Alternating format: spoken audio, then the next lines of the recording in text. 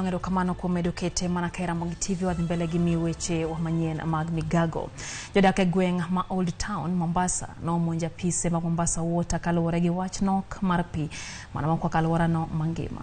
Gikone kambino makeo pi oserem chopo singo mar chwalo negi pi mano pi mfereji kaka winjore gino makoro weyogi kod pek mar nyiewo pi mkokoteni ma giwacho ni kao kuom gi pesa modhuro. Oyudo ler makamano koyo kuom jafwambo marwa George Aoko koya County Mombasa. Bang' tho diche thuolo malach kaluwore gi nok mar pi, jodak e gweng' ma Old Town Mombasa ne gikone to koro chot kendo muomo nyaka apise kambi mochung'ne keyo pi midendo ni Mombasa Water mar chwalo ywakgi. Old Town Ward ndio ward ya kwanza kihistoria. Huku ndio serikali ya Kenya ilikoanza. Lakini ni masikitiko makubwa, hakuna maji. Tunalipa bills, kila siku tunaletewa mabill, tunalipa maji. Lakini kumbe tunalipia bili za upepo. Sisi kwetu maji yetu inanuka vumba la samaki. Ni maji ya chumvi na inanuka vumba la samaki. Tumepigana na hao watu, tumechoka nao. Kila siku yetu sisi ya maji tunaambiwa bomba limpasuka, hakuna stima, hakuna pressure. Lakini other areas kama Nyali yanapata maji bila wasiwasi. Sasa sijui kwa sababu ni huu kuna umaskini mwingi ama ni kuna udhaifu wengi ama tumepiga kura kwa watu wengine ambao sasa sisi we are paying the price. Giywak ni garama masani mkokoteni korobaro gini juto ni mabigi makisi mchumbi maok modre. Na mkokoteni moja ni 500.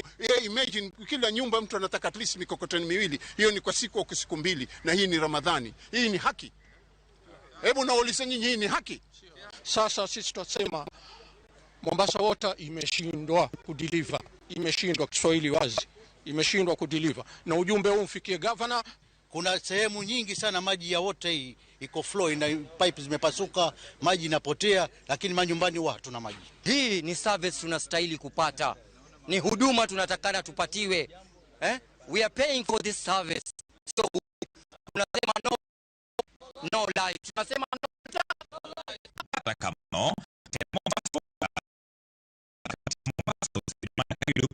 kaunti Bamba Makilifi Kwale Taita Taveta pi makatakamano gituone sani itechonegi atecha. Bati kwa sasa kama sasa Mombasa County mahitaji yetu ni cubic mita 200,000 na kwa sasa tunapata 30 hadi 35 kwa siku.